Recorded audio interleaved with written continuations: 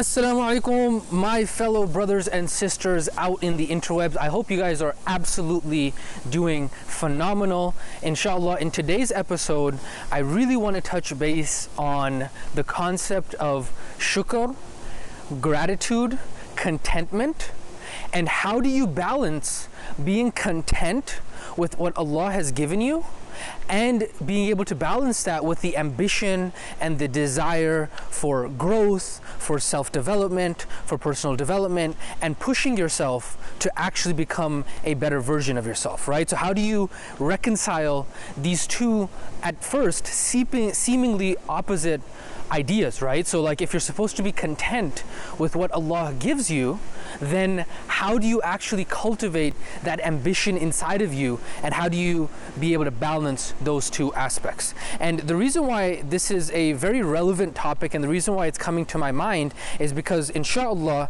I'm planning on doing a very robust video on qadr and related to how do you balance what is predetermined and what is actually related to free will. And the reason why this is so critical for me to make as a first video when I make it on YouTube is because of the fact that if we as Muslims at a very deep unconscious and subconscious level, whenever we go out and try to plan our dream life, whenever we look at our own deficiencies on where we can improve, if in the back of our mind there is even the smallest and tiniest whisper that says, oh, Allah subhanahu wa ta'ala has written for this not to be the case for you, then I'm telling you right now that that small whisper is going to become the toxicity that is going to bring down your entire journey of personal development and self-improvement, because in the back of your head you're always going to have this nagging doubt whether or not you can actually achieve your dreams, you can actually achieve your targets, or you can actually achieve your goals, because in the back of your head you're thinking, oh, maybe Allah subhanahu wa ta'ala hasn't written this for me. And so it's going to be a very, very pertinent topic, because eventually, contrary to popular belief, I am not trying to become trying to study the ilm al-falsafa, which is the science of philosophy in deen. I'm not about to become some Islamic philosopher. The only reason I'm even diving into these topics is because of the fact that what I've realized is, as I was growing up with my teachers for the first 12 years of my adult life, and I was really taking into perspective and really learning how they looked at the world, what I came to realize was that there are certain assumptions and defaults that I have come to understand about the way the world works that has, wallahu alam, I'm not saying in any way, shape, or form that I am better than anyone. It's just that I've been put in certain situations to soak up from the right teachers, and Allah subhanahu wa ta'ala has given me the opportunities that may or may not have been available to everyone else. And so what I've realized is that I've started to look at life in a very different perspective, and I've taken those assumptions and those defaults and those givens as guaranteed. And so when I go out there and I really help Muslims in personal development, I help them become better versions of themselves, I help them become the best version of themselves, I help them start businesses, what I realize is that there's always this nagging voice in the back of their head that they are not able to overcome.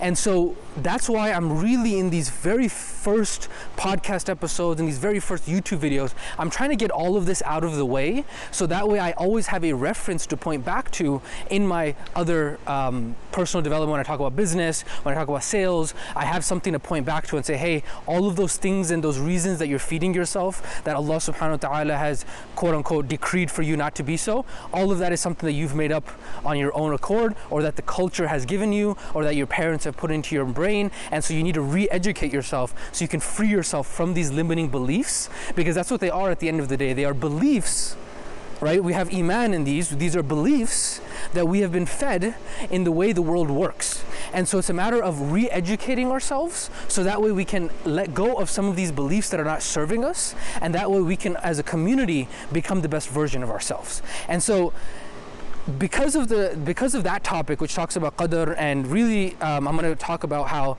at the end of the day your rizq and your potential is unlimited, and I'm going to prove this with evidences from ayat and hadith. If your potential is unlimited, therefore you have no reason and no excuse to really push yourself to become the best version of yourself. Now, that's why today's podcast episode is titled Shukr, and I really want to dive into that a little bit more, is because one can argue, and rightfully so, if there is no reason for us to not push ourselves, right? It is basically like, hey, if our rizq is unlimited and we can just push ourselves as much as possible, if we can make as much impact as possible, how do we balance that with being thankful and content with what it is that we have? How do we make it so that our ambition and our desire for more does not consume us? How do we make it so that the dunya doesn't become what is in our heart, right? And oftentimes you've heard, unfortunately, the limiting beliefs, but with a good intention, right? They say that when somebody becomes very, very rich or they become wealthy, then all of a sudden that money changes people. And this is another money belief that I'm sure I'm going to make a podcast episode or a YouTube video about in the future, because the truth is that money doesn't change you, money only exposes you, and we're going to dive a little bit more into that from an Islamic perspective so that I can prove that to you guys. But the point being is that all of these beliefs that are fed to us, we really need to break them apart, right? And how do you make it, how can you get that balance with shukr so that you don't become another evidence that, oh, look, money changed that person, or look, that ambition changed that person, and that person became all about the dunya. And how I'm going to start off this podcast and really explain this to you guys is really talking about the nature of what you have to be thankful for. And so I really want you to take a step back here and think about, at a very core level, who it is that you are. Are you the body in which you are listening to me from? Are you the mind in which you are processing this information from? Or are you something completely different? When you die and this body is no longer material in the same way that you have it right now, what is left of you? Before you were put into this world, what were you? And so what I really want us to understand here is that at the core, what you really are is you are actually a ruh. You're actually a creation of Allah subhanahu wa ta'ala that has been put into this body. Okay? Now, just given that fact, okay, I know it's an abstract fact, and just stick with me here for a second and make a little bit more sense. What I want us to realize is that Allah subhanahu wa ta'ala chose to create you. He chose to create your ruh. And then on top of that, He chose to put you into this physical form as a body, as a human being in the world. And so what you have to understand is that you came into this world with nothing, and it's not the material possessions of this world that actually make you who you are. You are already of value because of the very fact that Allah subhanahu wa ta'ala, number one, chose to create you, that Allah subhanahu wa ta'ala made you into a human being, right? You could have been a rock, or you could have been a tree.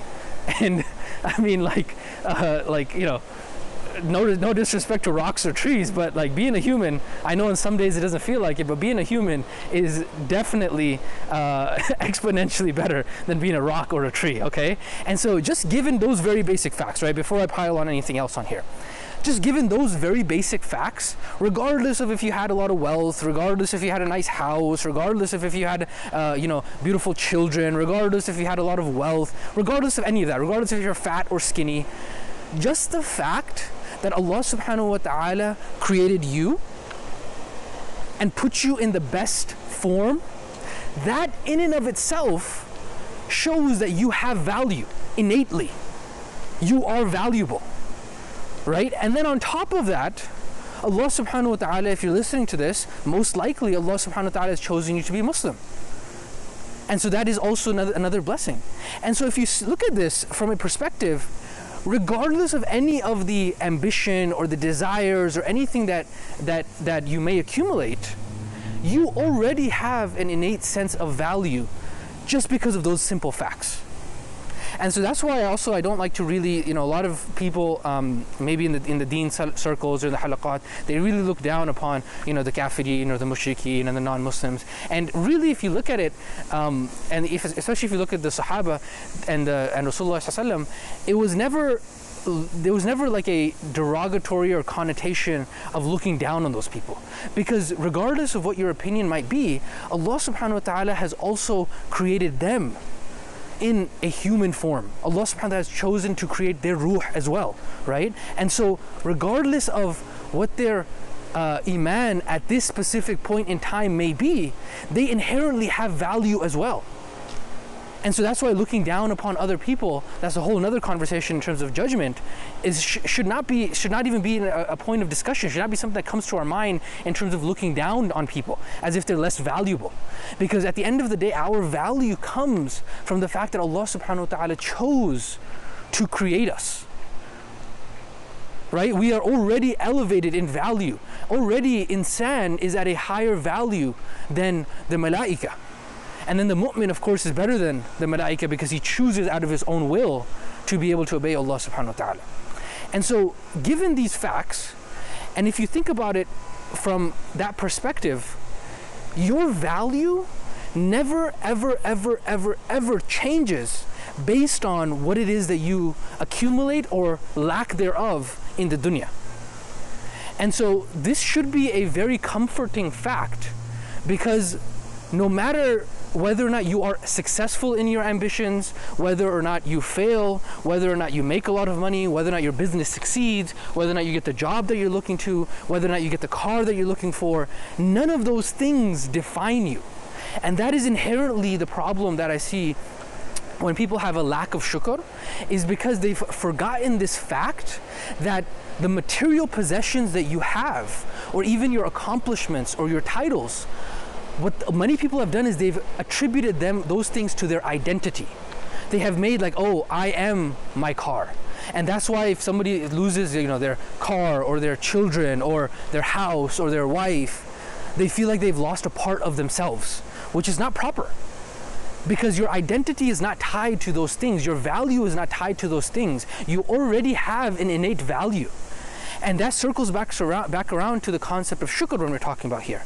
So when your contentment, your deep and utter joy and happiness that you have inside of you, is that you just being alive, you having just been chosen, regardless of applies even to those people who are born with disabilities. Regardless, there is a happiness, there is a shukr, there is a gratitude, there's a gratefulness that is involved in that. And one of the activities that somebody I was talking to talked to me about it, and I loved it, was he said, imagine for a second here. Now he was, he was talking about it, and imagine if Allah subhanahu wa ta'ala came to you. Now I don't like to use Allah subhanahu wa ta'ala in examples, and so let's just talk about, let's say for example that Malakul Maut, the angel of death, came to you and told you that Allah subhanahu wa ta'ala is going to take away from you all of your blessings except the 5 that you are able to write down on this piece of paper, right? And then you make that list, and then everything else is going to be taken away from you. And so for me, if I write down how my deen, the number one blessing that I'm thankful for, the health of my family, the fact that I have people in my life that actually love me, right? These couple 4 or 5 things. If you make that list, and then you put into perspective, like, even if I lost my house, I lost my job, I lost my career, I lost my car, I lost my income, right? What would that be compared to the health of your mother? And all of a sudden you get this perspective shift and you realize like, wow, I was starting to get my identity too tied up with all these things that I was accumulating. And so bringing it back full circle, and that's a very powerful exercise, by the way. I don't want to gloss it over. I know I'm going by it a little bit quick. I think that probably if I was to put a program together, that would be an entire worksheet, an entire activity that I would spend time on, because it's absolutely valuable to have that list and say, hey, if I have these 5 things, alhamdulillah, like my life is solid. And so sometimes having that perspective shift is very critical.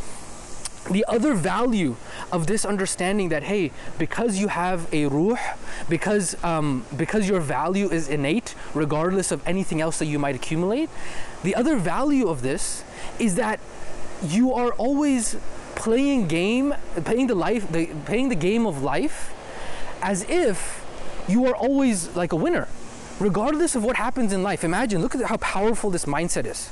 Regardless of whatever in life happens, you've already won. There's a statistic out there that says that in order for you to become a human being, the statistics are 400 trillion to 1. Meaning, right? In terms of like the procreation cycle and all these like how many variables have to line up in order for there to be life, right? And obviously we know that Allah subhanahu wa ta'ala creates the life, but no, we're just talking about from like the scientific aspect here. The point being is that you've already won the game of life. And then if you are somebody who is listening to me and you're somebody who, for example, lives in America, did you know that even the homeless people in America, according to the resources, the state and nationwide amenities that are available to homeless people, they added it up, it adds up to about anywhere between $12,000 and $20,000 a year in resources and amenities that even homeless people have. And so if you add that up, homeless people in America are actually in the 1% income bracket of the entire world. And so, especially maybe if you're, I mean, more than likely you're listening to me from a Western country as a Muslim, is if you think about that, you have already won. Regardless of if you achieve what you're trying to achieve in your ambitions and your desires, just by you being born, and then being born as a Muslim, and then on top of that, we're not even counting you being born in Khairut Ummat, right? You're being born in the best of Ummat, right? And then you're being born in a Western country. You've already won the game. And if you can really understand that, and if you can really embody that, there is a massive, massive, massive strength with being able to play the game of life as if you've already won. Whenever you look at people who are playing, you know, any sort of sport or any sort of competition, the people who always win are the ones who can just sit back and approach it from like not being so nervous and not having commission breath and having to have the victory. Because when you want the victory so much, what ends up happening is that you don't actually get the victory.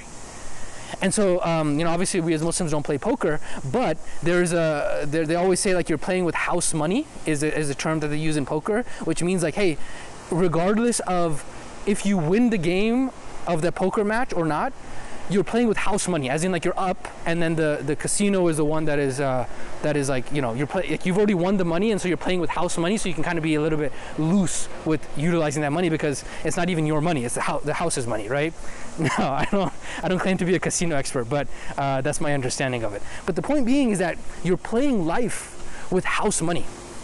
And so this is how you balance the ambition and the desire to achieve more with the shukr and the gratitude and the perspective that you are already enough. You are already a winner. And so at the end of the day, yes, you are going out there and really pushing hard. And that's why having your why is very important, right? Whenever you have your goals, you understand why it is that you're doing those goals. Because the why is going to be a determining factor of, are you doing it because you feel like if I get this money, then I'll finally be enough? If I lose this weight, then I'll finally be able to be what I want to be? Because that tells me that there's a fundamental misunderstanding, because you already are enough. You already are the creation of Allah subhanahu wa ta'ala, and that in and of itself is enough. You are of value. You don't need to attain something to become valuable. Attaining something is not going to make you any more valuable than the peak of value that you are already.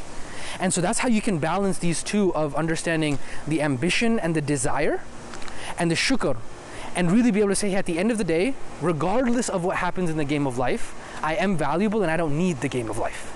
And in a catch-22 kind of way, that's actually going to make you have more results and better results in the dunya, because you're able to play it by detaching yourself from the outcome and really allowing yourself to see the game played at a macro level, rather than being so laser focused and kind of like having being blindsided by looking at the results and like not being able to see the full picture when you play the game. And so that's really what I wanted to share with you guys today. Inshallah, I'm hoping to make I will, bi'idhnillah, make a YouTube video about this, because I think this is the other half of the picture. When we talk about qadr and we eventually get to the conclusion at the end of that video, that it's going to basically be, hey, you have unlimited upside, you have unlimited potential for personal growth, you are not capped by any sort of qadr. Therefore, this is the second half of the equation to balance everything out. You have to have the shukr and the understanding of you are already valuable, so that way you are not going out there and trying to achieve things in the dunya in order to complete your identity or to become somebody who is more valuable or to become worthy, because none of that is going to add anything to you. Whether you have it or you don't have it, it doesn't matter. Either you're having a great life driving a Porsche, or you're having a great life riding a bicycle.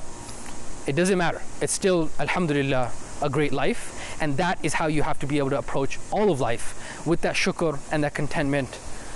You guys are already awesome, and just go out there and crush it. Inshallah, looking forward to talk to you guys on the next one. Assalamu alaikum wa rahmatullahi wa barakatuh.